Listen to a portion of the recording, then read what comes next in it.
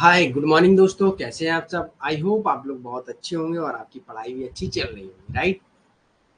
Welcome to session, welcome to filler form. मैं अतुल कुमार आप सबका आज के सेशन में बहुत बहुत स्वागत करता हूँ। Good morning all of you. Good morning Zoya, good morning Sakshi, good morning Pooja, good morning Vishwajeet. I am fine Vishwajeet and you.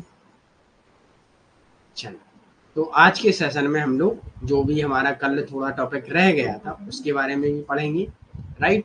और जो आज न्यू टॉपिक हमको स्टार्ट करना है जस्टिस एंड राइट के बारे में, उसके बारे में भी पढ़ेंगे। ओके, तो 2 मिनट हम लोग वेट करेंगे और उसके बाद सभी स्टूडेंट आ जाएंगे और हम लोग अपने सेशन को स्टार्ट करेंगे। ओके, गुड मॉर्निंग कोमल। तो कम्युनिटेरियनिज्म, समुदायवाद की जो हमने मॉर्निंग क्लास की थी, जो भी स्टूडेंटों को बेसिक कॉन्सेप्ट समझ में नहीं आया है, बेसिक विचारधारा समुदायवाद समझ में नहीं आया होगा, तो उसके क्लास को आप लोग देख लीजिएगा, जिससे कि आपके डाउट सारे क्लियर हो जाएंगे। ओके, चल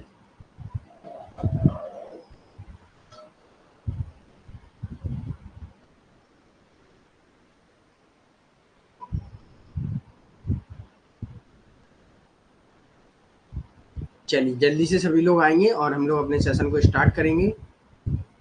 और एक चीज याद रखिएगा, हम लोगों ने जॉन रॉल्स, लॉक, इन सब थिंकरों के बारे में हम लोगों ने पढ़ा है, राइट, सेकेंड यूनिट में। गुड मॉर्निंग साहब हुसैन। तो इन लोगों की अब हम लोग जो अलग से की कॉन्सेप्ट में हम लोग इनके जस्टिस के बारे में, राइट के बारे में पढ़ेंगे, वहाँ हम लोग इन चीज़ों को एक्सप्लेन नहीं करेंगे। बस वहाँ बता दिया जाएगा कि ये चीज़ें इस थिंकर ने की है, बस।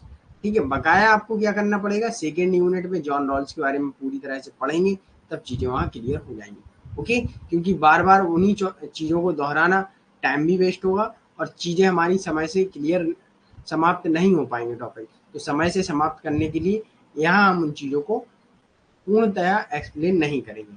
ओके, एनी प्रॉब्लम, इसमें किसी को कोई प्रॉब्लम या दिक्कत हो तो बताइएगा, क्योंकि जो चीज़ें हम लोग पहले पढ़ चुके हैं उनको बार बार दोहराने में कोई वो नहीं है। जब तक आप लोग रिवीजन नहीं करेंगे तब तक वो चीज़ें समझ में नहीं आएंगी। Okay, good morning Chinki, good morning Karishma. चलिए, तो हम लोग अपने सेशन को स्टार्ट करते हैं जल्दी से, बिना समय वेस्ट किए हुए। तो हम लोगों ने देखा था लिबर्टी एंड,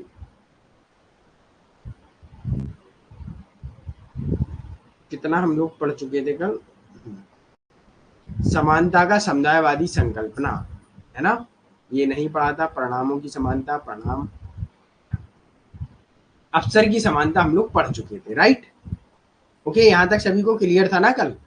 एक बार थम्स अप दीजिए और इसके बाद हम लोग इसके आगे बढ़ते हैं। ओके, वॉइस वीडियो सभी को तो क्लियर होगी, है ना, किसी का कोई डाउट नहीं होगा, ऐसा मेरा मानना है। अगर आपका कोई डाउट हो तो बताइए, है ना। चलिए, ओके, वेरी गुड।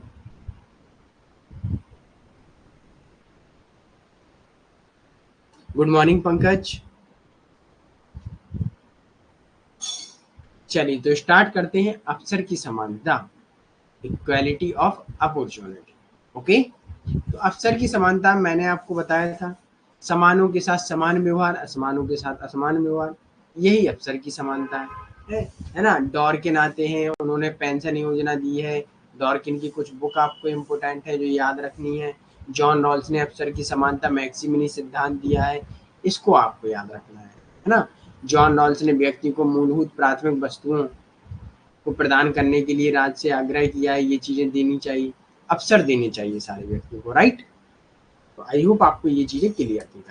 अब हम लोग आते हैं, अवसर की समानता या व्यवहार का सकारात्मक प्रयोग या अफर्मेटिव एक्शन क्या है, पॉजिटिव एक्शन क्या है, क्या किया जाता है अवसर की समानता में। कई देशों में, भारत में, अमेरिका में क्या किया जा रहा है देख लेते हैं हम लोग। यह व्यवस्था भारत अमेरिका में प्रचलित, जिसके द्वारा अस्सियों के जो ब्लैक स्किन वाले लोग हैं उनके लिए सामाजिक, आर्थिक, शैक्षणिक उत्थान के लिए सरकारी विद्यालय बनाए गए, विश्वविद्यालय बनाए गए, उनको ताकि एक अवसर मिल सके कि वो भी एक शिक्षा ग्रहण कर सके। जैसे कि सकारात्मक उद्देश्य में क्या है, क्रिया में क्या है कि विश्वविद्यालय में जो ब्लैक स्किन के उन्हें कम अंकों पर प्रवेश दिया जाता है, राइट। ऐसा ही हमारे इंडिया में भी किया जाता है। इंडिया में क्या किया जाता है, जैसे भारत में संविधान में अवसर की समानता, संरक्षणात्मक विभेद, रिजर्व, डिस्क्रिमिनेशन, विधि के समक्ष समानता की संज्ञा दी गई है। इसके अंदर पिछड़े वर्गों के लोगों की सेवाओं में आरक्षण प्रदान किया गया है, SC, ST, OBC, है ना, EWS, जो पिछड़े लोग हैं उनके लिए सुविधाएं प्राप्त की गई हैं। तो यही है अवसर की समानता। ओके, तो जो रिजर्वेशन होता है वो क्या होता है, अवसर की समानता होती है। ओके, क्लियर है यहाँ तक? आगे बढ़ते हैं। अब परिणामों की समानता या परिस्थितियों की समानता क्या होती है, इसे समझिएगा। हम लोगों ने मार्क्स को पढ़ा था एवं मार्क्सवादी विचारधारा भी अभी नहीं पढ़ी है, उसको हम लोग हो सकता है कल पढ़ेंगे। ओके, मॉर्निंग वाली क्लास में। तो परिणामों की समानता में क्या होता है, सारे व्यक्तियों को सारे संसाधन दे दिए जाएंगे, लेकिन परिणाम अंत में सभी का समान होगा। जैसे मार्क्सवादी विचारधारा क्या कहती है, मार्क्स ने क्या कहा था, जो भी आर्थिक संसाधन है उनको समाज के केंद्र में रख दिया जाएगा, और समाज के केंद्र में रखने के बाद सभी क्या करेंगे, अपनी क्षमता के अनुसार काम करेंगे और आवश्यकता के अनुसार उपयोग करेंगे। अब भाई एक चीज बताइए, जो बूढ़ा व्यक्ति होगा और जो जवान व्यक्ति होगा, तो बूढ़ा व्यक्ति काम कम कर पाएगा क्योंकि उसकी क्षमता कम है, लेकिन उसके खर्चे ज्यादा हो जाएंगे। जैसे दवा लेना, खाना खाना, है ना, 2 टाइम की दवा, 3 टाइम का खाना, अलग से फल, बहुत चीजें। लेकिन जो युवा होगा वो काम ज्यादा कर रहा होगा लेकिन उसके खर्चे कम, है ना, क्योंकि दवा का खर्चा। तो कहीं ना कहीं ये पैसे तो 100 कमा रहा होगा लेकिन खर्चा इसका 10 हो रहा होगा, बकाया 90 रुपए केंद्र में रख देगा, और ये 10 रुपए कमा रहा होगा, खर्चा इसका 50 रुपए होगा, तो 50 रुपए कहाँ से आएंगे, वो यहाँ से आएंगे। ओके, अर्थात परिणाम क्या हुआ, सभी का समान हुआ, दोनों व्यक्तियों को समान चीजें मिली, चाहे आप काम कम करें चाहे ज्यादा करें, लेकिन जो परिणाम होगा, रिजल्ट होगा, वो समान होगा। ओके, क्लियर है ये परिणामों की समानता, क्योंकि ये वृद्ध व्यक्ति है, इस पे नहीं हो रहा है, लेकिन इसको जो फल मिलेगा इसकी जरूरत के अनुसार मिलेगा। और ये युवा है, ये काम ज्यादा कर रहा है, पैसा ज्यादा कमा रहा है, लेकिन इसे कम मिलेगा क्योंकि इसके खर्चे कम है ना। क्लियर है यहाँ तक कि परिणामों की समानता क्या होती है?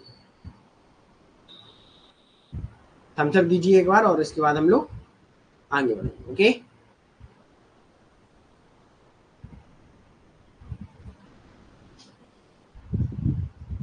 भाई यहाँ तक क्लियर है सभी को कि नहीं? क्लास ज्वाइन करने के बाद सो तो नहीं है? ओके, वेरी गुड साक्षी। चलिए अब आगे बढ़ते हैं। अब परिणामों की समानता की आलोचना भी की गई है। तो आलोचना मिलोवन डेजिलास या जिलास भी बोला जाता है, इनकी पुस्तक है द न्यू क्लास। इसमें उन्होंने आलोचना की है। इन्होंने कहा कि भाई परिणामों की अगर आप समानता दे देते हैं तो याद रखिएगा कहीं ना कहीं व्यक्ति क्या करेगा, जो कह रहा है कि हमें कम करने पर भी हमें ज्यादा मिल रहा है, या जैसे मान लीजिएगा मैं हूं, एक मान लीजिएगा 2 व्यक्ति ले लेते हैं, ठीक है, पंकज और विश्वजीत को ले लेते हैं, ठीक है। पंकज भी ज्यादा पढ़ रहे हैं, पंकज भी JRF चाहते हैं, विश्वजीत भी ज्यादा कम पढ़ रहे हैं विश्वजीत, ठीक है, विश्वजीत भी कह रहे हैं मैं JRF है। NDA ने दोनों लोगों को JRF दे दिया, परिणामों की समानता हुई कि दोनों तैयारी कर रहे थे लेकिन एक कम पढ़ रहा था एक ज्यादा पढ़ रहा था, तो हमने लेकिन दोनों को JRF दे दिया। तो कहीं ना कहीं अन्याय किसके साथ हुआ, पंकज के साथ हुआ। क्यों हुआ? क्योंकि उसने मेहनत ज्यादा की, उसको भी सेम रिजल्ट दिया, है ना। और विश्वजीत के साथ कि भाई मेहनत कम की, सेम रिजल्ट उसको भी दिया। तो कहीं ना कहीं पंकज को ये लगेगा मेहनत करना ही बेकार है। ये परिणाम की स्वतंत्रता है ना। तो इसमें व्यक्ति क्या हो जाता है, एक व्यक्ति कहेगा यार इतनी कम मेहनत करने में हमको सेम ही मिल रहा है, तो क्या फायदा मेहनत करने से, तो वो आलसी हो जाता है ना। इसलिए उसमें परिणाम अर्थात रिजल्ट की जो क्रिटिसिज्म हुआ है, criticism of equality of result, है ना, तो इसकी आलोचना हुई है इसी वजह से। ओके, तो इसमें मिलोवन जिलास ने द न्यू क्लास में कहा है कि समाजवादी समाज में सफलता केवल एक दिखावा है, वास्तविक रूप में मुट्ठी पार्टी के मुट्ठी भर पदाधिकारियों ने व्यवस्था पर नियंत्रण कर रखा है। James Burnham the managerial revolution में प्रबंधकीय क्रांति की चर्चा करते हुए आधुनिक समाज को उत्तर औद्योगिक समाज की संज्ञा देते हैं। उनके अनुसार आधुनिक समाज में व्यवसायी एवं तकनीकी विशेषज्ञ महत्वपूर्ण भूमिका का निर्वहन कर रहे हैं। इसलिए ना तो पूंजीवादी प्रधान है ना ही सर्वहारा वर्ग है। कहना ये चाहते हैं ये लोग, जनरल बिल वालों और रिजर्वेशन वालों के साथ यही। यस, चल ओके, ये क्लियर है आपको यहाँ तक। अब आगे बढ़ते हैं। अब विभिन्न विचारधाराओं के अनुसार समानता का अर्थ क्या है ये भी हम लोग जान लेते हैं। शास्त्रीय उदारवादी एवं परंपरावादी उदारवादी, क्लासिकल एवं ट्रेडिशनल उदारवाद एक ही है। इनके अनुसार मैंने आपको बताया था, ये समानता को वैधानिक, औपचारिक एवं राजनीतिक समानता के रूप में मानते हैं कि सभी व्यक्ति समान है, सभी स्वतंत्र रहेंगे। राइट। अगला है मार्क्सवादी। ये क्या मानते हैं, ये परिणामों की समानता मानते हैं कि व्यक्ति अपनी क्षमता के अनुसार काम करेगा, आवश्यकता के अनुसार से चीजों का उपभोग करेगा। ओके, तो इसमें सारे संसाधन बांट दिए जाएंगे, मतलब समाज में रख दिए जाएंगे, जिसको जो भी आवश्यकता है वो कर सकता है। ओके, तो मार्क्सवादियों के अनुसार क्या है, परिणामों की समानता। क्वेश्चन यहाँ से ऐसे बनता है कि परिणामों की समानता किस थिंकर द्वारा, किस विचारधारा के थिंकरों द्वारा माना जाता है, तो मार्क्सवादी। ओके, याद रखिएगा। इनके अनुसार आर्थिक समानता के अभाव में राजनीतिक एवं वैधानिक समानता निरर्थक है। कहने का तात्पर्य ये है, जब आर्थिक समानता नहीं होगी तो राजनीतिक समानता, political equality and legal equality किसी भी काम की नहीं। ओके, चलिए आगे बढ़ते हैं। सकारात्मक उदारवाद, पॉजिटिव एंड वेलफेयर स्टेट के बारे में बात करते हैं। लिबरलिज्म वाले थिंकर है ना, जो मॉडर्न भी बोला जाता है इनको, है ना। तो इन्होंने क्या कहा कि समानता का आशय अवसर की समानता, सभी व्यक्तियों को हम अवसर दे देंगे कि भाई अवसर क्या होगा कि आप एक लाइन में खड़े हो जाइए बराबरी पर और यहाँ से दौड़ लगाइए, जो पहले आएगा उसी की जीत होगी। राइट। लेकिन मार्क्सवादी क्या कहते हैं, आप लाइन में खड़े रहिए, आप यहाँ लेट पहुंचेंगे तब भी आप जीतेंगे, जल्दी पहुंचेंगे तब भी आप जीतेंगे, तो ये अन्याय हुआ है ना। अवसर की समानता के अंतर्गत वैधानिक, आर्थिक, राजनीतिक सभी तरह की समानता आती है। ओके, आगे बढ़ते हैं। अब समुदायवादी संकल्पना क्या है इसको समझ लेते हैं। हम लोगों ने सुबह जो क्लास की थी उसमें हमने आपको समुदायवादी विचारधारा आपको बताई थी कि क्या चाहते हैं। ठीक है, तो आई होप जिन भी स्टूडेंटों ने नहीं देखी होगी तो देख लीजिएगा, जिससे कि आपकी चीजें क्लियर हो जाएंगी। ओके, वॉल्जर ने जटिल समानता अर्थात कॉम्प्लेक्स इक्वालिटी का विचार प्रस्तुत किया। उन्होंने कहा है कि समानता एक बहुत जटिल कॉन्सेप्ट है। क्यों है, क्योंकि हर समुदाय के अनुसार समानता अलग अलग होती है। राइट। जैसे मान लीजिएगा किसी समुदाय में बड़ा भाई और छोटा भाई समान होंगे, किसी समुदाय में बड़ा भाई को इज्जत ज्यादा दी जाएगी, छोटे भाई को कम, और किसी समाज में छोटे को ज्यादा, बड़े को कम। तो ये समानताएं हर समुदाय के अनुसार अलग अलग होती है, हर कम्युनिटी के अनुसार अलग अलग होती है। राइट। तो इनका जो कॉन्सेप्ट है वो कॉम्प्लेक्स इक्वालिटी के बारे में बात करते हैं, जटिल समानता। तो यहाँ से क्वेश्चन ऐसा बनता है कि माइकल वॉल्जर ने, या मान लीजिए कॉम्प्लेक्स इक्वालिटी के बारे में कौन सा थिंकर कहता है, तो माइकल वॉल्जर कहते हैं। ओके, याद रखिए।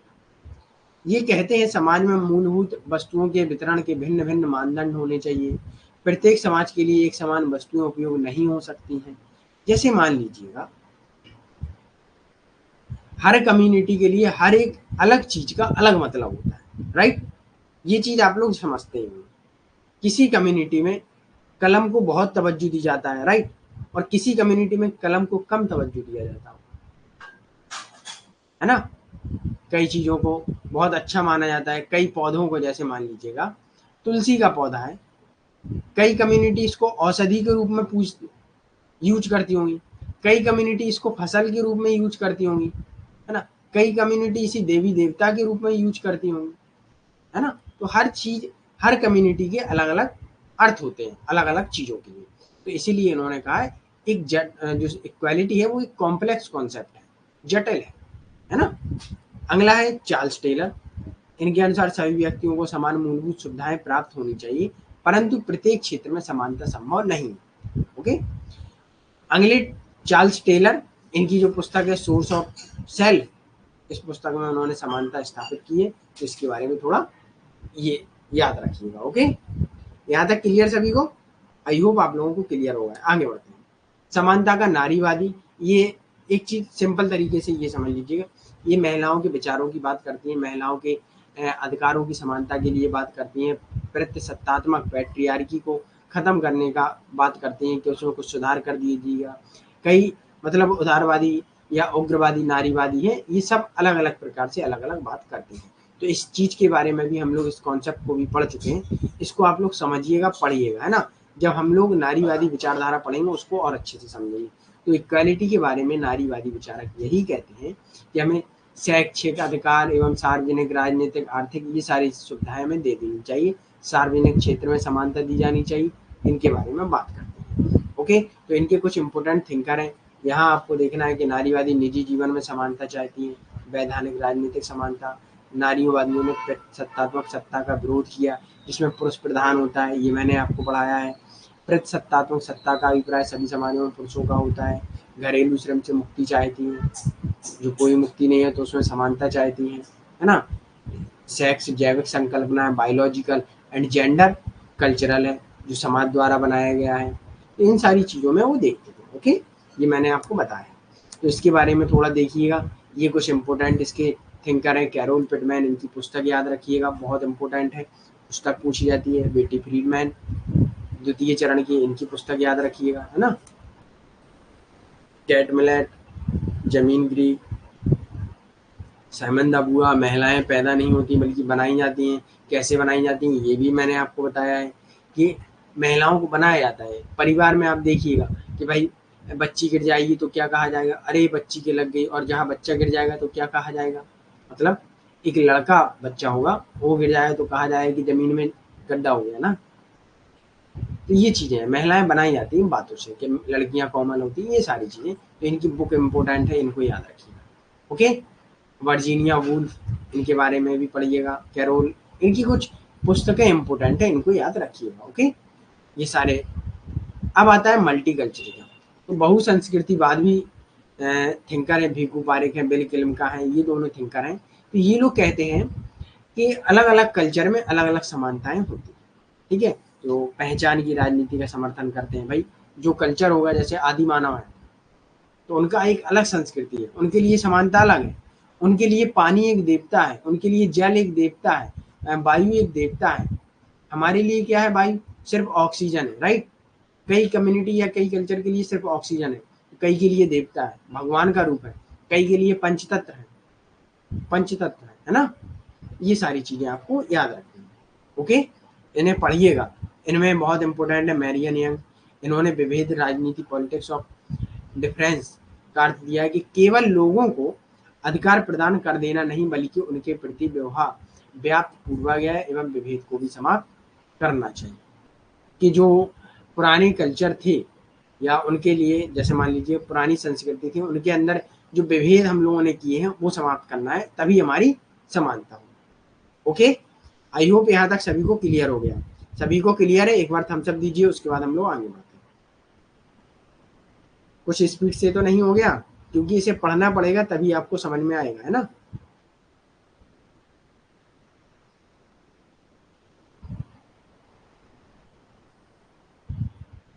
Okay, very good. चलिए आगे बढ़ते हैं। ये सब पूरा देख लीजिएगा, है ना, समझ आ गया। Okay, thank you.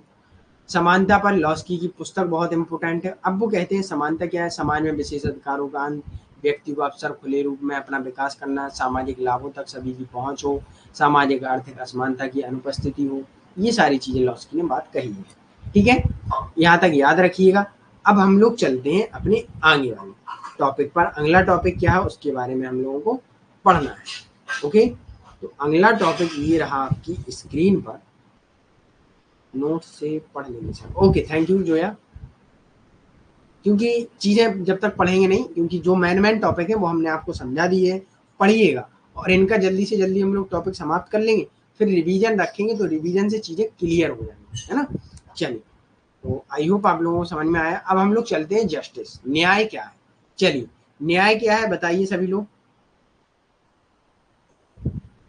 न्याय अर्थात जस्टिस क्या है।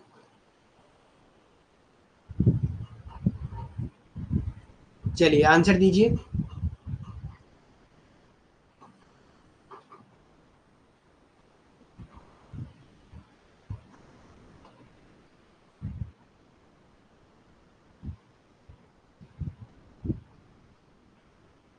सभी को एक समान देखना। ओके, कोमल, वेरी गुड। सभी लोगों के साथ समान व्यवहार, जो यहाँ मैंने अभी बताया था इक्वालिटी, सभी लोगों के साथ समान व्यवहार, ठीक है, लेकिन समान के साथ समान, असमान के साथ असमान व्यवहार। ओके। अब चोर अगर चोरी करेगा, हम उसके साथ एक अच्छे व्यक्ति के अनुसार व्यवहार कर देंगे तो कहीं ना कहीं वो गलत हो जाएगा ना, फिर वो न्याय नहीं रहेगा। ओके। किसी से भेदभाव को समाप्त करना या भी जस्टिस है सर। किसी के भेदभाव को समाप्त करना, यस, ये भी जस्टिस है ना। हम भेदभाव समाप्त कर रहे हैं, ये समानता है। उसे हमने एक जस्टिस किस रूप में दिया, समाज में उसके साथ न्याय किया कि वो भी एक समान है ना, सभी इक्वल। पंकज, इक्वल समानता होती है ना, समानता समता, इसके बारे में भी हम लोग आज ही पढ़ेंगे। ओके, चलिए। आई होप आप लोगों को, कई लोगों को पता है, कई लोगों को नहीं पता है, कोई बात नहीं, लेकिन सभी लोग जानते होंगे इस टर्म से, कहीं ना कहीं आप लोग कॉन्सेप्ट से परिचित तो होंगे। ऐसा नहीं होगा कि आप लोग परिचित ना हो। जैसे मान लीजिएगा, न्याय क्या है, आपके घर में समोसे आए, आपको एक मिला, आपके छोटे भाई या बहन को भी एक मिला, तो वो न्याय है ना, सभी को बराबर दिया गया है ना। चलिए, अमीरी गरीब को समाप्त करना जस्टिस है, यस। चलिए, निष्पक्ष समान, ओके, वेरी गुड। अब एक चीज आपको डायग्राम कुछ दिख रहा होगा, इसमें कुछ आपको बहुत इंपॉर्टेंट चीजें भी दिख रही होंगी, राइट। तो समझिएगा और देखिएगा।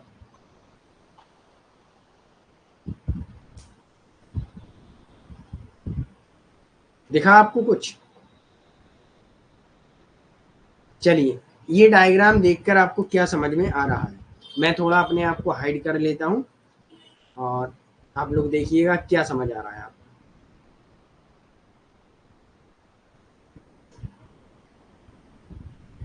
इस डायग्राम से आपकी चीजें क्लियर हो गई, इक्वालिटी क्लियर हो गई, इक्विटी क्लियर हो गई होगी, जस्टिस आपका क्लियर हो गया होगा, और रियलिटी आपकी क्लियर हो गई होगी, है ना। चलिए समझ लेते हैं हम लोग। देखिए, समाज में सबसे पहले क्या है, रियलिटी क्या है, कि जो उच्च श्रेणी का व्यक्ति है वो तो ऊंचा चाहे जितना भी चाहे कुछ भी खरीद सकता है और वो ऊंचा उठ सकता है, ये समाज की रियलिटी है। More than, less than, okay. मतलब जो बड़ा व्यक्ति देख रहे हो, इसने अपने लिए अपनी कितनी ऊंची बिल्डिंग बना ली, बॉक्स रख ली और सबसे ऊपर से देख रहा है। जो मिडिल क्लास का व्यक्ति था उससे जितना बना उतना उसने कर लिया, जो निम्न स्तर का व्यक्ति था उससे तो कुछ भी प्राप्त नहीं हुआ, है ना। अब आती है इक्वालिटी, इसे कहते हैं समानता, और इक्विटी इसे कहते हैं समता। समता और समानता दोनों अलग अलग हैं, ये चीज याद रखिएगा, है ना। जस्टिस, न्याय, अब ये तीनों चीजें समझ लीजिएगा। इक्वलिटी मीन्स होती है सभी को समान, ये चीज देखिएगा, चाहे बड़ा हो चाहे छोटा हो, चाहे और छोटा हो, तो इस सभी को समानता दी गई।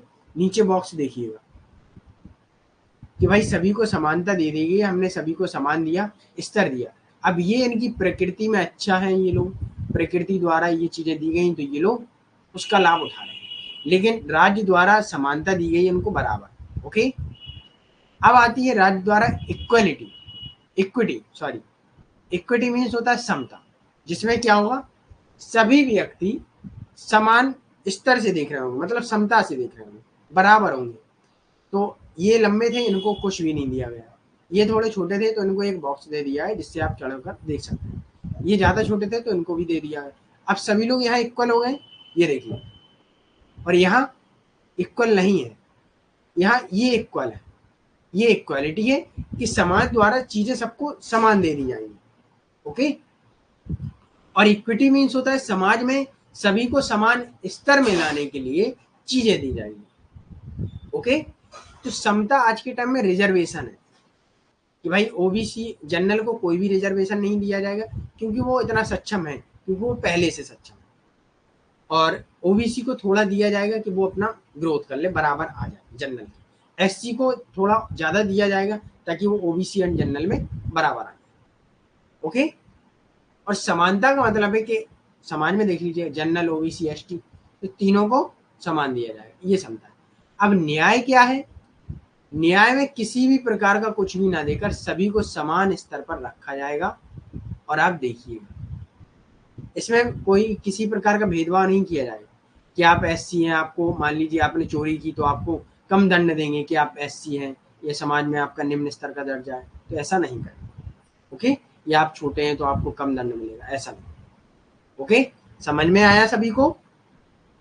ये चीज क्लियर हुई? समानता, समता और न्याय। भाई यहाँ तक क्लियर है सभी को?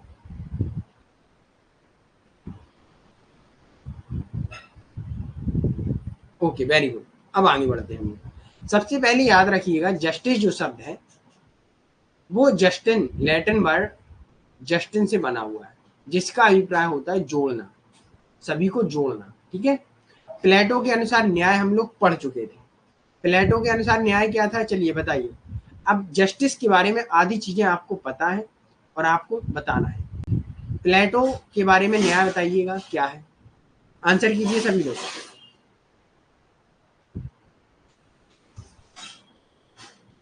हम लोगों ने प्लेटो के बारे में पढ़ चुके हैं, तो अब चीजें आपकी आधी रिकॉल होंगी और आपको चीजें याद होंगी। ठीक है, तो की कॉन्सेप्ट लोग कहते हैं कि बहुत कठिन है, कुछ भी कठिन नहीं है। पहले आप थिंकर पढ़ लीजिएगा, उसके बाद की कॉन्सेप्ट पढ़ लीजिएगा, समझ में आ जाएगा सब कुछ। ठीक है, तो यहाँ सिर्फ आपको की कॉन्सेप्ट में सबसे इम्पोर्टेंट क्या होता है, जो नए थिंकर होते हैं उनकी हम लोगों को बुक याद करनी होती है, बस और कुछ नहीं। चलिए, प्लेटो के अनुसार न्याय क्या है, जल्दी से जवाब दीजिए सभी लोग।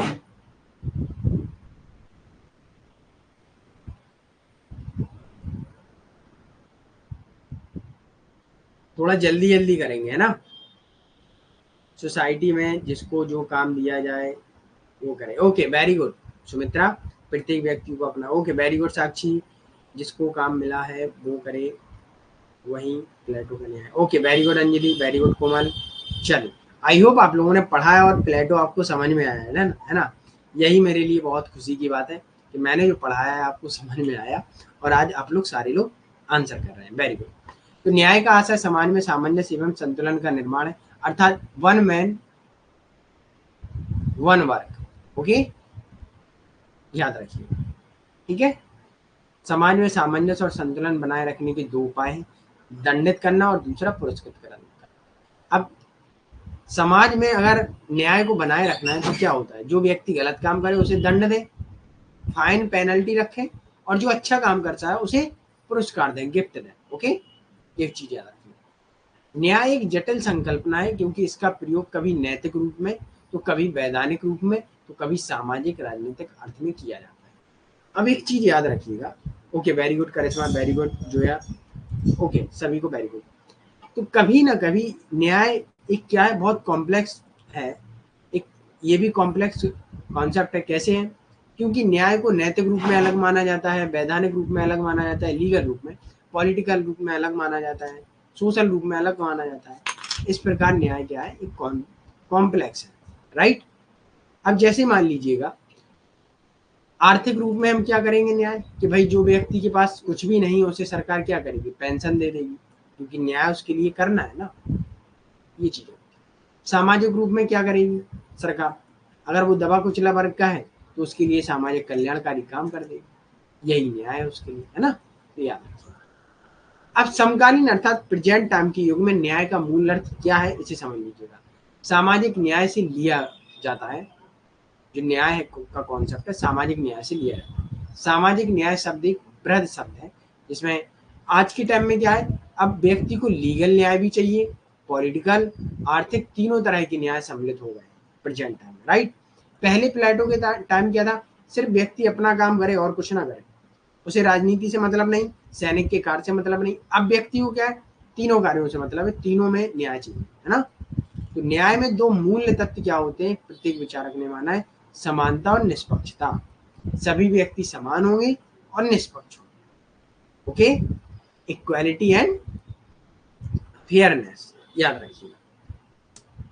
अब न्याय की परिभाषा अरस्तु ने अपनी तरफ से दी है, प्लेटो ने अपनी तरफ से दी है। अरस्तु ने क्या कहा है, न्याय एक सामाजिक नैतिकता।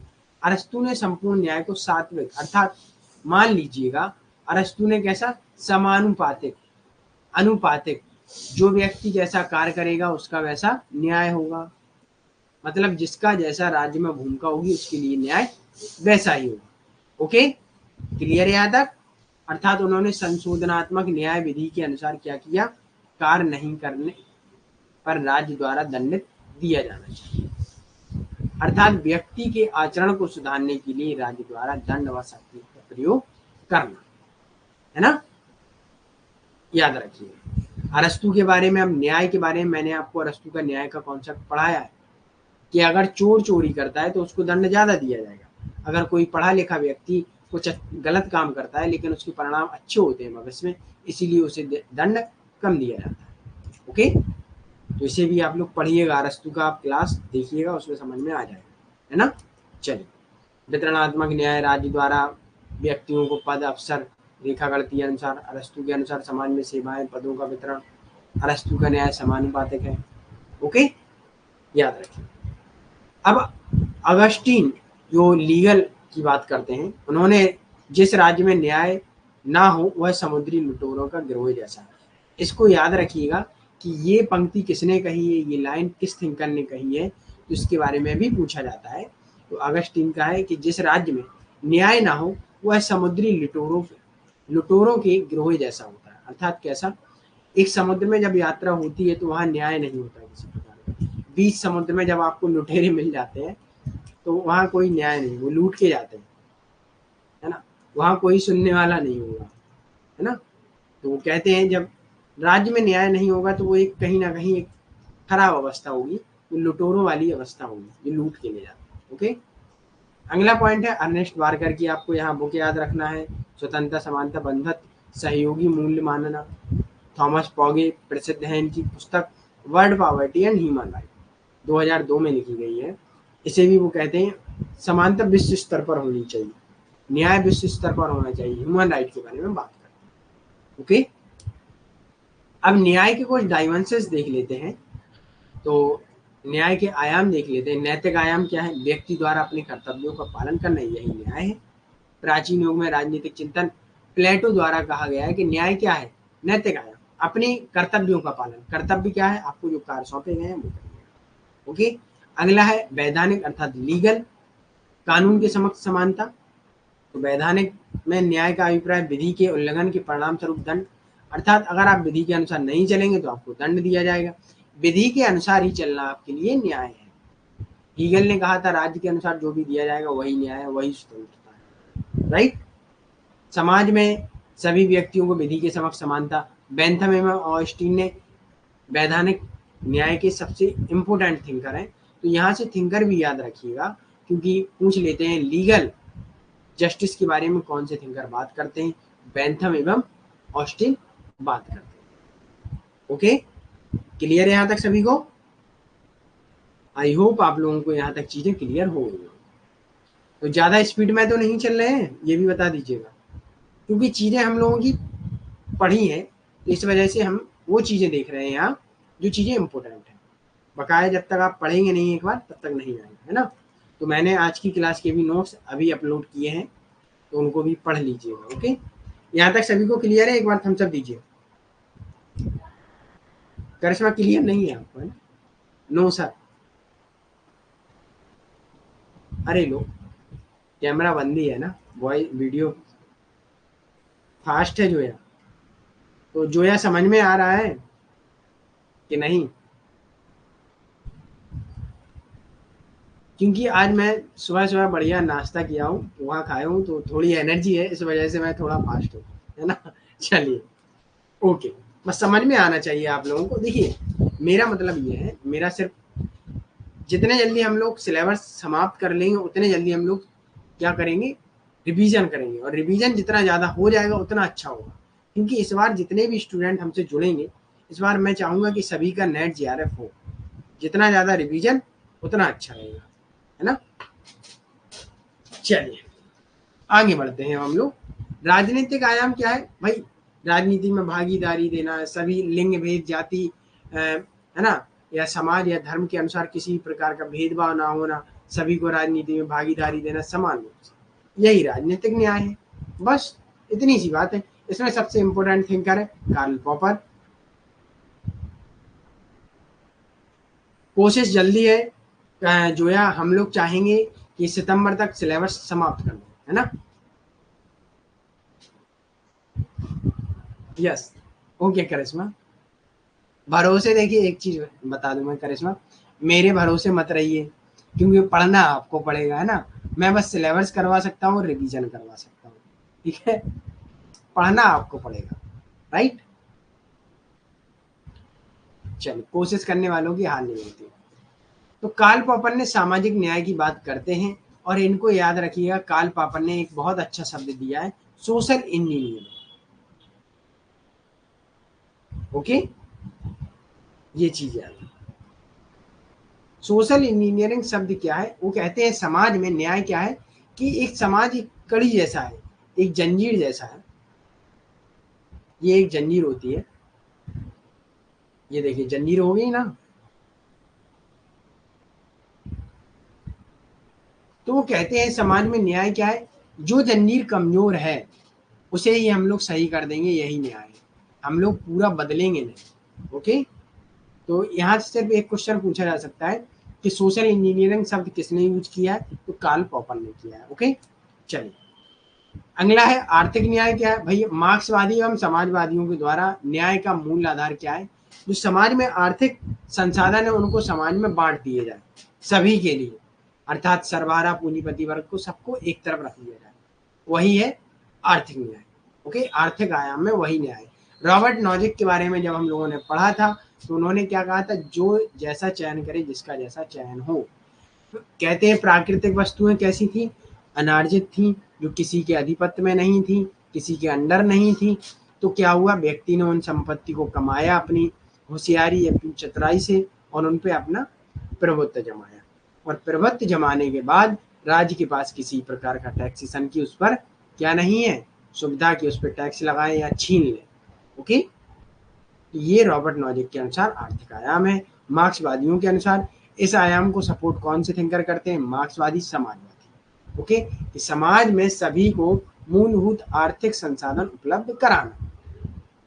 जैसा कि सर्वहारा वर्ग में क्या था, संसाधन नहीं थे उनके पास, सिर्फ वो श्रम करते थे, पूंजीपतियों के गुलाम थे। तो मार्क्स ने क्या कहा, गुलाम नहीं, उनको संसाधन दिए जाए। ओके, सामाजिक नहीं बल्कि न्याय प्रक्रियात्मक होना चाहिए। मार्क्सवादी कहते हैं एक प्रक्रिया द्वारा सभी को संसाधन दिए जाए। ओके, इनकी पुस्तक याद रखिएगा, Brian Barry, why social justice, Frederick Hague, matters 2005 में। और एक चीज और याद रखिएगा, कोहेन एक थिंकर है, ये Cohen, currency of distributive justice, ये शब्द इन्होंने यूज किया है। ओके, तो ये थिंकर बहुत इंपॉर्टेंट है, इनको याद करना है। अगला पॉइंट है न्याय के मानदंड क्या होते हैं, इनको भी समझ लीजिएगा। आवश्यकता के अनुसार वितरण, क्षमता एवं अधिकारिता के आधार पर वितरण, अहिर्ता, शिक्षा, है ना, उसके अनुसार वितरण, आवश्यकता के आधार पर। तो आवश्यकता के आधार पर वितरण क्या है, मानदंड का समर्थन मूलतः मार्क्सवादी करते हैं, है ना। क्रिटिक ऑफ गोधा प्रोग्राम के अनुसार उन्होंने उचित वितरण के बारे में बात करते हैं। उचित वितरण क्या होता है, फेयर डिस्ट्रीब्यूशन, कि सभी लोगों को समान रूप से वितरण की जाए चीजें। ओके, याद रखिएगा, तो ये मार्क्सवादियों के अनुसार याद रखना है। ओके, चलिए आगे बढ़ते हैं। अधिकारों के आधार पर वितरण, इस मानदंड के अनुसार नव उदारवादी थिंकर आते हैं। रॉबर्ट नॉजिक के बारे में हम लोगों ने पढ़ा था, न्याय का आधार पात्रता और योग्यता होनी चाहिए।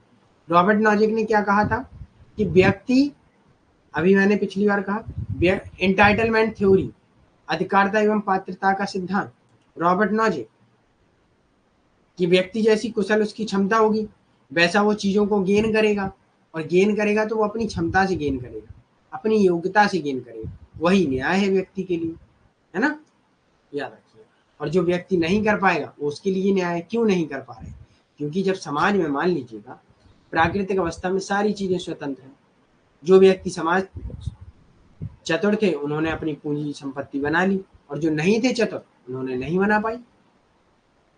सभी को ये था कि प्राकृतिक अवस्था में सभी को स्वतंत्र तो छोड़ा ही गया था ना, सारी चीजें स्वतंत्र थी, जो उनको पालेगा वो अच्छा है, वो वही उनके लिए न्याय है ना। क्लियर है यहाँ तक। लॉजिक के अनुसार संपत्ति का आशय तीन आयामों कि संपत्ति का अर्जन वैध होना चाहिए, हस्तांतरण वैध होना चाहिए। संपत्ति का हस्तांतरण या अर्जन वैध नहीं है तो इस संबंध में दंड का प्रावधान होना चाहिए, है ना। नॉजिक ने आत्मस्वामित्व सिद्धांत का समर्थन किया। नॉजिक सरोकार वितरण से नहीं बल्कि तथा न्याय से है। ये चीज भी हमने आपको बताई है कि नॉजिक क्या कहते हैं, प्राकृतिक अवस्था में सारी चीजें स्वतंत्र थी, सभी ने उनको प्राप्त किया। अर्जन की विधि कैसी थी, एक जैसे मान लीजिए ये पेन है, मान लीजिए एक जंगल था, जंगल में सूखी लकड़ियां थी, आपने उनको सूखी लकड़ियां थी उनको प्राप्त किया और प्राप्त करके आपने बाजार में बेच दी। बाजार में बेचने के बाद आपने पैसा कमाया। पैसा आपके पास कैसे हुआ था, कैसे आया, क्योंकि चीजें स्वतंत्र थी, लकड़ी सूखी डली थी, हमने उसे बेच के पैसा कमा लिया। तो उस पैसे को हमने अपनी मेहनत से कमाया, अपनी चतुराई से कमाया, तो उस पर ना राज्य का शासन है किसी अन्य व्यक्ति का। ओके, हमने संपत्ति का एक वैध तरीके से अर्जन किया, मतलब प्राप्त किया है, अचीव किया है, तो उस पर किसी प्रकार का किसी का अधिकार नहीं होगा, ना राज्य का ना व्यक्ति का। जब हमने सही तरीके से प्राप्त किए, अगर हम उस धन को जो प्राप्त किया हमने लकड़ी बेच के हम किसी को दे देंगे तो वो वैध धन कहलाएगा, मतलब एक स्वच्छ धन होगा जिसमें किसी प्रकार का दोष नहीं है, ठीक है। तो वो अच्छा होगा और हस्तांतरण भी उसका अच्छा होगा। अब अगर मान लीजिएगा यही सूखी लकड़ियां किसी अन्य व्यक्ति के हम खेत से चुरा लेते या जंगल से चुरा लेते या किसी के घर से चुरा लेते, तो इसका अर्जन एक गलत तरीके से हुआ, राइट, हुआ। और इसका हम किसी को पैसा देंगे तो हस्तांतरण भी गलत तरीके से हुआ, क्योंकि चोरी का पैसा आपने दिया। जब चोरी का पैसा किसी को दिया है तो वो अवैध हुआ, और जब अवैध होगा तो उसके लिए राज्य आपके ऊपर कार्रवाई करेगा, राज्य आपको दंड देगा। ओके, तो रॉबर्ट नॉजिक के अनुसार न्याय क्या है, चीजें अगर आप वैध तरीके से लाते हैं तो आपके लिए न्याय है, अवैध तरीके से लाते हैं तो आपके लिए अन्याय है, और अन्याय में राज्य आपको दंड देगा। ओके, याद रखिए, हम खुद कमाए हैं तो स्टेट टैक्स नहीं ले सकता। Yes, very good. चोरी करके संपत्ति को हस्तांतरण नहीं कर सकते, ऐसा करने को दोनों दंडित होंगे। यस यस, दोनों दंडित होंगे, जिसने लिया है और जिसने दिया है। तो अब संपत्ति, जैसा मैंने आपको जेआरएफ वाला एग्जाम्पल दिया था, है ना, जैसे आप अपनी मेहनत कर रहे हैं और जेआरएफ लाते हैं तो उस पर आपका अधिकार है, कोई उसे छीन नहीं सकता। और वही चीज आप गलत तरीके से लाते तो उसे छीन सकती थी गवर्नमेंट, तो भाई आपने गलत तरीके से लाया, आपको दंड देंगे, है ना। क्लियर, आगे बढ़ते हैं। फेडरिक हेग की बुक याद रखिएगा। फेडरिक हेग के अनुसार समूचे समाज को न्यायपूर्ण अन्यायपूर्ण कहना अतार्किक है। वो कहते हैं इसके अनुसार अन्याय और दुर्भाग्य में अंतर होता है। अन्याय और दुर्भाग्य क्या होता है ये आप लोग जानते हैं, है ना, क्योंकि अन्याय का अर्थ होता है किसी व्यक्ति के साथ जानबूझकर भेदभाव एवं शोषण करना, जबकि व्यक्ति समाज में वंचित है वह दुर्भाग्यशाली है। जैसे मान लीजिएगा, एक चीज याद रखिएगा, हेग के अनुसार सामाजिक न्याय मृग मरीज का है। मृग मरीज का जानते हैं क्या होता है, जो भी जानते हैं चलिए बताइए मृग मरीज का क्या होती है। जो भी राजस्थान के लोग होंगे वो जानते हैं, या जो भी मरुस्थल रेगिस्तान एरिया से बिलोंग करते होंगे उनको भी पता होगा।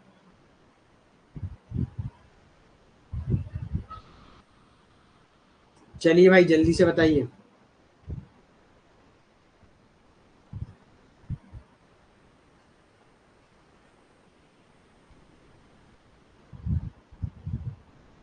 मारने वाला नहीं होता है,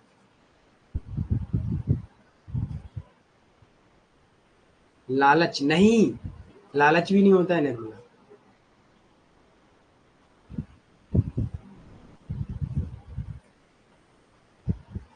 ओके, कोई बात नहीं साक्षी, चलिए मैं बताता हूँ आपको। अच्छा, आपने रेगिस्तान में देखा होगा दूर दूर तक हमें क्या दिखता है, दूर तक पानी दिखता होगा, दिखता है कि आगे पानी है, और जब पास जाते हैं तो कुछ भी नहीं है, राइट। यही होता है मृग मरीज का, तो दूर से आपको सत्य दिखाई देता है लेकिन जब पास जाते हैं तो वो चीजें दिखाई नहीं देती, जैसे पानी। Yes yes yes, very good Sumitra, ठीक है। तो ये होती है मृग मरीज का। इसीलिए फेडरिक हेग भी यही बात कहते हैं कि न्यायपूर्ण या अन्यायपूर्ण कहना अतार्किक है। समाज जो है सोसाइटी है, हम ये पूरी तरह से नहीं कह सकते कि ये हमारा सोसाइटी न्यायपूर्ण है ना, या अन्यायपूर्ण है। थोड़ा न्याय है, थोड़ा अन्याय है। कभी भी सोसाइटी न्यायपूर्ण नहीं हो सकती और कभी भी सोसाइटी अन्यायपूर्ण नहीं हो सकती। मान लीजिएगा, मानना क्या है, देखना है भाई, है ना, मानने में क्या रखा है भाई। चलिए, अब वो अंतर करते हैं अन्याय और दुर्भाग्य। अच्छा, अन्याय कब होता है? जब समाज में कई और व्यक्तियों का अन्य व्यक्तियों द्वारा शोषण किया जाता है, तो वो अन्याय होता है। जैसे मान लीजिएगा, प्राचीन काल में क्या होता था, निम्न स्तर के व्यक्तियों का शोषण होता था, दास का शोषण होता था, वो अन्याय है, राइट, वो अन्याय हुआ। तो उसके लिए राज्य क्या करेगा कि भाई, राज्य आपको सुविधाएं दे देगा तो आपका वो शोषण नहीं होगा, तो वो आपके लिए न्याय होगा, ठीक है। अब दुर्भाग्य क्या है? मान लीजिए, मानना क्या है ये भी देखना ही है ना। चल, दुर्भाग्य क्या है कि आपका जीवन ऐसा है कि आप विकलांग हुए, ठीक है, कोई भी व्यक्ति विकलांग हुआ, तो ये उसका कहीं ना कहीं दुर्भाग्य है, ठीक। तो इसके लिए ये अन्याय किसने किया? प्रकृति ने किया उसके साथ अन्याय, है ना। और समाज ने उसके लिए न्याय क्या कर दिया कि भाई उसको उतनी सुविधाएं दे दी कि वो भी अपने जो भी लक्ष्य उनको प्राप्त कर सके। तो अब हम कह सकते हैं क्या व्यक्ति पूर्ण रूप से न्यायपूर्ण है? तो नहीं है। क्यों नहीं है? समाज ने उसके साथ न्याय किया, लेकिन ईश्वर ने उसके साथ न्याय नहीं किया। तो हम कह सकते हैं कि व्यक्ति या समाज पूर्ण रूप से न्यायपूर्ण या पूर्ण रूप से अन्यायपूर्ण नहीं है, है ना। ये कहना अतार्किक है, अर्थात भाई इसका कोई लॉजिक नहीं है कि हम कह दें कि सभी कुछ न्यायपूर्ण है, ऐसा नहीं। ओके, तो कभी ना कभी अन्याय उसका समाज द्वारा होता है और दुर्भाग्य उसका प्रकृति द्वारा होता है। ओके, जाते जाते रास्ते में वो गड्ढे में गिर जाए तो उसके साथ शोषण थोड़ी ना हुआ, उसका दुर्भाग्य था कि वो गड्ढे में गिर गया, तो उसके साथ ये भी अन्याय हुआ, है ना। इसकी बात करते हैं। तो यहाँ से क्वेश्चन ऐसे बन सकता है कि कौन सा थिंकर कहता है कि समूचे समाज को, ये नोट याद कर लीजिएगा, इसे नोट भी कर लीजिएगा कि समूचे समाज को न्यायपूर्ण या अन्यायपूर्ण कहना अतार्किक है। ओके, इसे नोट कर लीजिए। क्लियर है यहाँ तक? आगे बढ़ते हैं। हेग ने राज्य द्वारा व्यक्तियों को न्यूनतम वस्तुएं प्रदान करने का समर्थन दिया, लेकिन न्याय के नाम पर नहीं होना चाहिए।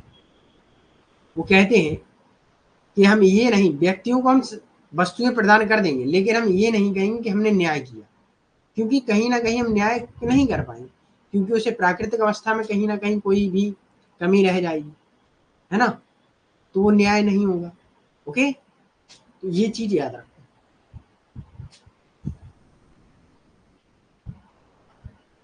तो हेग ने व्यक्तियों को न्यूनतम वस्तुओं को समर्थन किया है, लेकिन उसे न्याय के नाम पर नहीं होना चाहिए।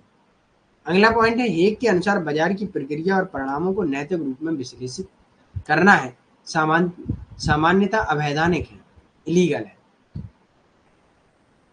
तो हेग के अनुसार सामाजिक न्याय जैसा कोई शब्द होता ही नहीं है। जो स्वतंत्र विनियमन फ्री एक्सचेंज है, वही स्वच्छ विनिमय फ्री एक्सचेंज फेयर एक्सचेंज है। इसलिए हेग जैसे विचारकों ने कल्याणकारी राज्य की मान्यता पर सवाल उठाया और यह भी कहा कि कल्याणकारी राज्य का मार्ग दासता की ओर जाता है। तो यहाँ से अब कई क्वेश्चन बन जाते हैं कि वेलफेयर स्टेट को कौन सा थिंकर दासता की ओर मार्ग कहता है ना। तो कल्याणकारी राज्य को कौन कहता है? ये एक कहते हैं। तो वो जो कहते हैं कि सामाजिक न्याय जैसा कोई शब्द है ही नहीं, ये भी चीज याद रखना। यहाँ से कई क्वेश्चन बन सकते हैं कि किस थिंकर ने कहा है कि सामाजिक न्याय जैसा कोई शब्द नहीं है, तो हेग ने कहा है। वो कहते हैं फ्री एक्सचेंज है, वही फेयर फेयर एक्सचेंज है। यही न्याय है कि व्यक्ति अपनी सुविधा अनुसार एक्सचेंज कर सके चीजों। ओके, याद रखिएगा। वितरणात्मक न्याय क्या है ये भी आप समझ लीजिएगा। वस्तुओं के वितरण के निम्नलिखित मानदंड होने चाहिए। अहर्ता के आधार पर वितरण, मतलब योग्यता के आधार पर, जो भी योग्यता है। यह मानदंड परंपरावादियों द्वारा स्वीकार किया गया। परंपरावादियों द्वारा अर्थात क्लासिकल, न्यायपूर्ण वितरण का आधार या मान्यता मान्य खंड अहर्ता होनी चाहिए। मतलब व्यक्ति की जैसी योग्यता होगी वैसा उसे वितरण किया जाना चाहिए, वही न्याय है। ओके, जैसे हमने अरस्तु में क्या समानुपातक अनुपातक वितरणात्मक न्याय, वही न्याय है। जैसा जिसका उसका समाज में योगदान होगा वैसा हम न्याय करेंगे उसके साथ, है ना, याद रखिए। चलिए आगे बढ़ते हैं। प्रक्रियात्मक न्याय, इसमें क्या है, मार्क्सवादी इसका सपोर्ट करते हैं, वो आपको समझना होगा। औपचारिक एवं वैधानिक न्याय के बारे में बात करते हैं। समकालीन उदारवादी विचारक भी बात करते हैं, जो वेलफेयर स्टेट के बारे में बात करते हैं, है ना, मतलब जो लिबर्टेरियन है, रॉल्स, है ना, वो लोग बात करते हैं। प्रक्रियात्मक न्याय में क्षमता पर बल दिया जाता है, आवश्यकता पर नहीं। ओके, प्रक्रियात्मक न्याय में बाजारवादी अर्थव्यवस्था या पूंजीवादी व्यवस्था को महत्वपूर्ण माना जाता है। इस न्याय की प्रक्रिया पर बल दिया जाता है, परिणाम पर नहीं। मतलब लोगों को समान चीजें दे दी जाएंगी, परिणाम उसका कुछ भी हो उससे कुछ लेना देना नहीं। ओके, इस प्रक्रिया में न्याय की सबसे बड़ी त्रुटि क्या है, न्याय की कल्पना एक अणुवादी व्यक्ति के रूप में की जाती है, कि व्यक्ति को एक वस्तु समझ लिया जाता है और उसको समान वस्तुएं दे दी जाती है कि वही न्याय है। कि मान लीजिए सही व्यक्ति हैं, हमने उनको दे दिया भाई, जो समाज में वस्तु है उनको हमने सामान दे दी, अब आप उनका यूज करें, जैसा भी करना हो वैसा करें। हमने अपनी तरफ से न्याय कर दिया कि हमने आपको वस्तुएं दे दी, अब आप उनका यूज सही करें चाहे गलत करें, चाहे आप उनको प्राप्त करने के बाद गरीब हो जाए चाहे अमीर हो जाए, वो आपके ऊपर है। उसकी जिम्मेदारी हम नहीं ले सकते हैं कि आप गरीब होंगे या अमीर, है ना, तो ये न्याय है। ओके, याद रखिए। तत्वात्मक सब्सटेंटिव जस्टिस अर्थात भौतिकवाद आर्थिक आवश्यकताओं के बारे में बात करते हैं, मार्क्सवादी थिंकर इसकी बात करते हैं। तो ये आप लोगों को समझ में आया हो। सामाजिक आर्थिक अर्थात वस्तुओं को बांट देना, मार्क्सवादी विचारकों द्वारा माना जाता है ना। ये पूंजीवादी व्यवस्था का पूर्णतः उन्मूलन या विनाश करना चाहता है, कि जो भी आर्थिक संसाधन है वो समाज में सभी को बांट दिए जाए, वही न्याय है। ओके, सभी का स्वामित्व होना चाहिए। चलिए ये चीज याद रखिएगा, मार्क्सवादी थिंकरों द्वारा कल्याणकारी राज्य सामाजिक लोकतंत्र न्याय की प्रगति नहीं है ना। मार्क्सवादी द्वारा सर्वहारा वर्ग की शासन की बजाय सर्वहारा वर्ग पर शासन स्थापित हो, है ना, सर्वहारा शासन की बजाय सर्वहारा वर्ग पर शासन स्थापित हो, ये न्याय है। शास्त्रीय उदारवाद, ये सारे न्याय है। प्रक्रियात्मक न्याय कौन करता है, रॉल्स डॉर्किन, ये सारे थिंकर भी करते हैं, मार्क्सवादी विचारक भी करते हैं, एलिजाबेथ एडरसन, ये सारे थिंकर हैं। ओके, याद रखिए। अब आता है प्राकृतिक न्याय, नेचुरल जस्टिस के बारे में बात करते हैं, जैसे लॉक हॉब्स इन्होंने कहा है। तो एक प्राकृतिक न्याय क्या होता है इसे समझ लीजिएगा। ये मानव की मात्र के लिए उपयोग होते हैं, यह संभव है कि उनका वर्णन संविधान एवं विधि में ना हो बल्कि प्रकृति में हो। प्राकृतिक न्याय हो कैसा, किसी भी व्यक्ति को बिना सुनवाई के दंडित नहीं होना चाहिए या दंड नहीं दिया जाना चाहिए। संस्था आधिकारिक एवं वैध होनी चाहिए दंड देने वाली, और दंड जो होगा वो तार्किक एवं उचित होना चाहिए, मनमाना नहीं, कि किस काम के लिए कितना दंड दिया जाए उतना ही दिया जाना चाहिए। पता चले उसने थोड़ी सी चोरी की आपने फांसी की सजा सुना दी, तो ये मनमाना हुआ, ऐसे नहीं होगा सही, है ना। तो फिर व्यक्ति क्या करेगा भाई, जब चोरी करना है तो ज्यादा करो और फिर खत्म हो जाओ, अपनी फैमिली तो सेटल करके जाओ, शहीद होना है ना। चलिए मैग्ना कार्टा से आया है ये अधिकार, यस, उनके बारे में भी हम लोग देखेंगे। जॉन रॉल्स के न्याय के बारे में हम लोग पढ़ चुके थे, इसे अब आप लोगों को पढ़ना है, ठीक है। जो भी स्टूडेंट है जिनको समझ में नहीं आएगा तो आप हमसे डाउट सेशन में पूछेंगे, नहीं तो कल की क्लास में पूछेंगे। आई होप आप लोग पढ़ के आए होंगे ये नोट्स, है ना।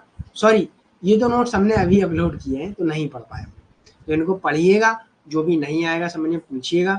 अगर नहीं आए, लेकिन याद रखिएगा पहले जॉन रॉल्स वाली क्लास देखेंगे, ये पढ़ने के बाद जॉन रॉल्स वाली क्लास देखेंगे, उसके बाद समझ में आ जाएगा। ओके, चलिए ये बेल ऑफ इग्नोरेंस हमने आपको बताया था, ये व्यक्ति की ओरिजिनल पोजीशन है, इसमें रख के सभी लोग न्याय करते हैं।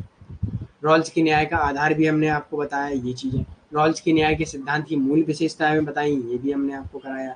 ओके, तो ये चीज़ें आपको पढ़नी है, क्योंकि अब बार बार इन्हें दोहराने से कोई फायदा नहीं है। बार बार दोहराने से मेरा रिवीजन होगा, है ना, आपका कोई फायदा नहीं होगा। चलिए, विशुद्ध प्रक्रियात्मक न्याय, ये भी रॉल्स के बारे में, ये सारी उनकी प्रक्रियाएं हैं न्याय के बारे में। ओके, प्राथमिक वस्तु में प्राथमिकता का सिद्धांत, रॉल्स के न्याय की आलोचना भी की है समुदायवादियों ने। ये कुछ इंपोर्टेंट पुस्तक हैं अलग अलग थिंकरों की न्याय के बारे में। Charles Bendick, Berry Branberry, Tom Clapwell, Simon Candy, Michael Sandel. Okay, Saba Hussain क्यों हंस रही हैं आप भाई? हाँ, मेरा रिवीजन होगा बार बार, आपका नहीं होगा, है ना। चलिए, यहाँ तक चीजें क्लियर है। अब हम लोग आते हैं राइट के बारे में, थोड़ा देख लेते हैं राइट क्या है, इसके बारे में हम लोग देखेंगे। चलिए, अधिकार क्या है, चलिए बताइए सभी लोग।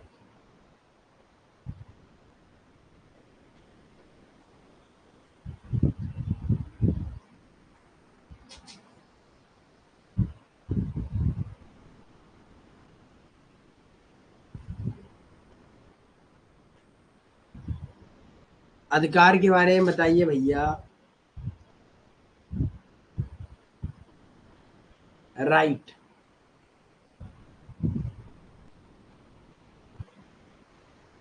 अधिकार,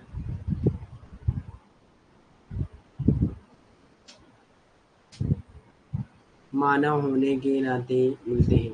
तो मानव होने के नाते कौन से अधिकार मिलते हैं, ये भी बता दीजिएगा जो है। ओके, जो हमें समाज में राज्य द्वारा प्राप्त होते हैं। ओके, व्यक्ति को कुछ करने की लिबर्टी जो राज्य द्वारा प्रदान की जाती है। ओके, जो समाज से प्राप्त होते हैं। ओके, प्रकृति से मिलते हैं। ओके, जो या मानव होने के नाते जो प्रकृति से मिलते हैं, ठीक है, मान लेते हैं। लेकिन अब राइट हम लोग जब पढ़ेंगे तो राइट में ह्यूमन राइट भी आते हैं, जो किसके अनुसार मिलते हैं, मानव होने के नाते। और प्राकृतिक राइट क्या होते हैं, प्राकृतिक अधिकार एक जानवर को भी मिलते हैं कि वो भी स्वतंत्र है ना। तो अब ये राइट की जो अवधारणा या कॉन्सेप्ट है, इसको भी समझेंगे। ओके, कंचन, मौलिक अधिकार, यस, वेरी गुड, स्टेट के द्वारा दिए जाते हैं। Okay, very good.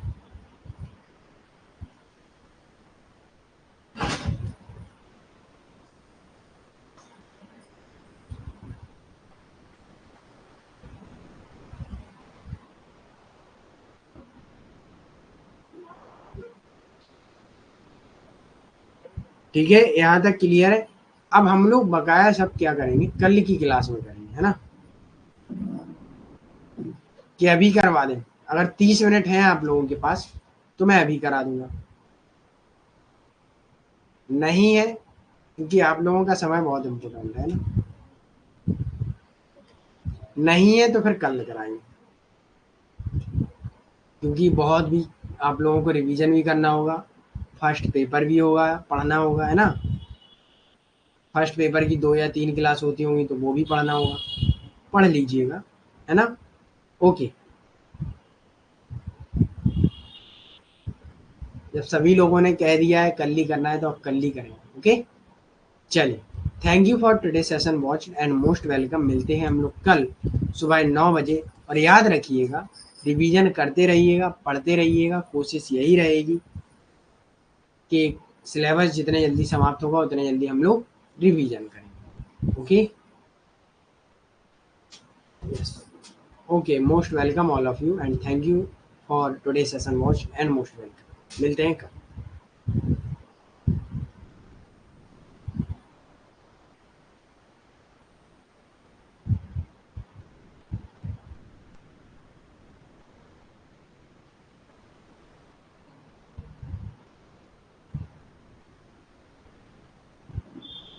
भाई, अगर सेशन आप लोगों को अच्छा लगता है तो एक बार लाइक कर दीजिएगा, और जो फीडबैक फॉर्म आता है उसे भी फिल कर दीजिएगा। Okay, okay, bye.